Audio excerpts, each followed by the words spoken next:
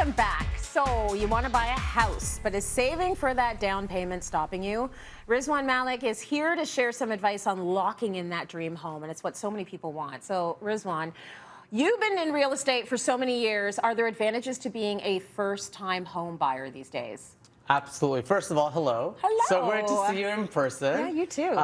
Absolutely. You know, I think one of the biggest things today, you know, first-time buyers are out there, they're looking, they don't know what options are available to them. So, you know, knowledge is power. Speaking to a mortgage consultant, that's what's going to help them. Yeah. You know, a lot of my first-time buyers, I'll sit down with them and I'll say, you know what, you think to buy $1 million home, you need to have $200,000 saved up, which is 20% down. But most mortgage brokers will be able to get you a first-time mortgage for less than $75,000. So you can do the exact same thing. It's very different to have $75,000 saved versus $200,000. Absolutely. Okay, so there's some wiggle room. You've got to do the research. Well, the legwork, right? The do background. the legwork. Yeah. Okay. I mean, so yeah. Not to cut you off, but Yeah. they will add mortgage insurance to that. But again, that mortgage insurance premium will still save you a lot of time and agony and effort into like getting out of the rental market, getting into home ownership, and again, being part of the conversation. So as the real estate, you know, holdings that you have, as they increase and appreciate in time, over time, you know, you benefit from all of that as well. So would you say that you need to sort of get out there and just ask someone, what are the options that exist? Like, don't all of a sudden tell yourself it's a no because I don't have like $250,000 to spend. Absolutely. I mean, go get the info. That's very overwhelming. Right? For anyone to sit there and that's say, very overwhelming. How am I going to save $200,000 to buy $1 million condo? Right. Knowing that you can do it for $75,000. You know, it motivates you to save more. Yeah. Right? Because you're like, I'm never going to get there versus, okay, I can get there. Absolutely. Okay, let's talk a little bit about those land transfer taxes. Gross. Does it apply to first home buyers? Yes. So again, first-time home buyers, again, are in a great boat in the sense that they have the advantage of saving on both municipal and provincial land transfer taxes. Good. As much as $8,475. Okay. So think about it. If you're buying your first home, it's like one less thing you have to worry about. You can put that towards furnishing your new home. Right? So every little bit helps. It is only a one-time thing, so, you know, it's great to take advantage of that. Let's talk about RRSPs, because we know that there is a program where you can use that if you're a first-time home buyer. How does that work? Yes. So again, with RRSPs, under the home buyers plan, you can withdraw up to $35,000 and put towards a down payment. Yes. Which is great. Now, if you have a significant other or a spouse that you're buying with, you can get as much as, you know, $70,000 to put towards that first home.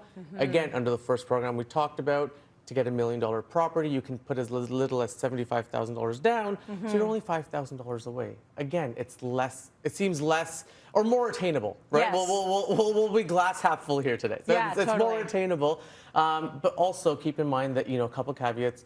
You do have to pay it back over a period of 15 years. Yeah. So again, $35,000 divided by 15, you're at $2,300 a year. Right. So it's not a lot. Yeah. Less than $200 a month.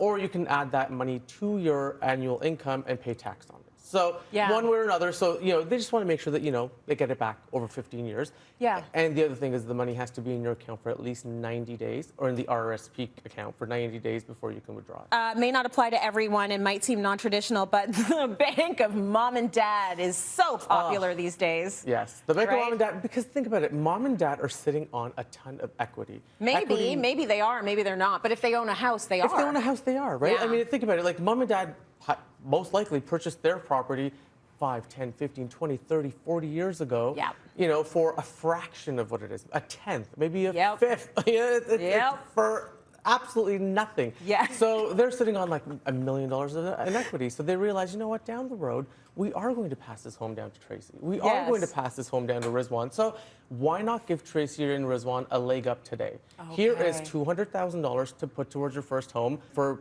most parents, they want you to carry good debt. So it's not about, you know, rack up that credit card because you're out at the bar, but now you have mortgage debt. So when you want to go out some weeks or some months, you're like, I'll skip the bar night and I'll drink a bottle of wine at home instead. Have my friends over here because I have a mortgage payment to pay for. Okay, very good. Be disciplined about it, but absolutely, if your parents can help you out, why not? I told my kids, get comfy. You're going to be here for a long time, huh?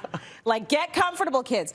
Your last tip is all about your besties. What do you suggest? So again, you know, if you're not able to enter the market alone, and you don't have a significant other to do it with, you don't have mom and dad to go knocking on their door and say, hey, mom and dad, give me some money. You can pool money together with your friends. And what's really, really great is, let's say you and I want to buy a property together because I have some savings, you have some savings. We go and buy a house. Now, from the down payment, let's say you contribute like 45, 50% of it, and I do the rest, or let's say you contribute 70% and I only do 30.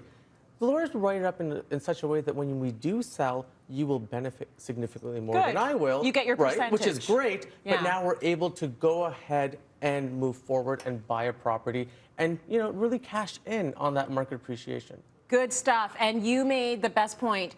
Contract. The lawyer will make a contract. You cannot get into a situation with friends. I'm going to throw in family as well without a contract. So big thank you to Rizwan for that information.